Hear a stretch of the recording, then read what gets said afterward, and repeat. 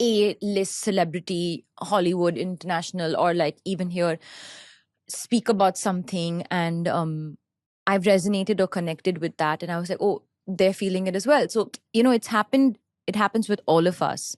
So that's when I think I became more open to talk about. So this is what we call mentalization. Mentalization is an activity that we do all the time.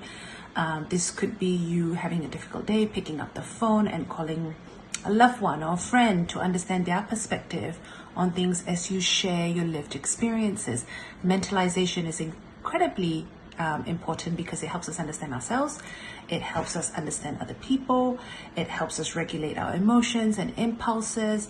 And it also helps us develop deep, meaningful relationships.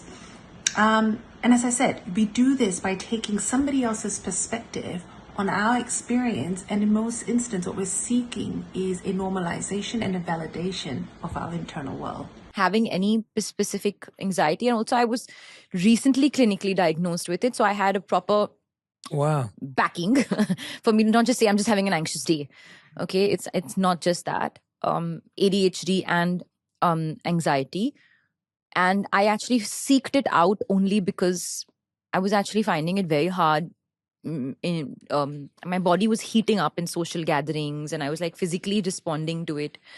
So I was also finding it very hard to focus on certain things, and my focus was going in and out. And then I realized that I gave myself a lot of credit for being an amazing multitasker. There is a real distinction between stress and anxiety. Stress is a physiological response to a particular situation. Now, of course, we can have chronic stress, which means it's more prolonged, but oftentimes stress may be time limited, not long and drawn out in terms of the duration that we experience it for. But anxiety is a psychological response to something that's happening in our lives.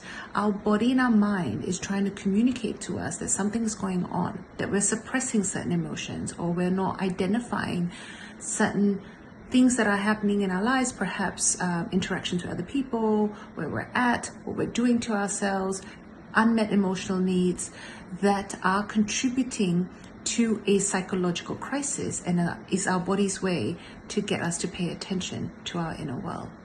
What are we avoiding is a question that we should be asking.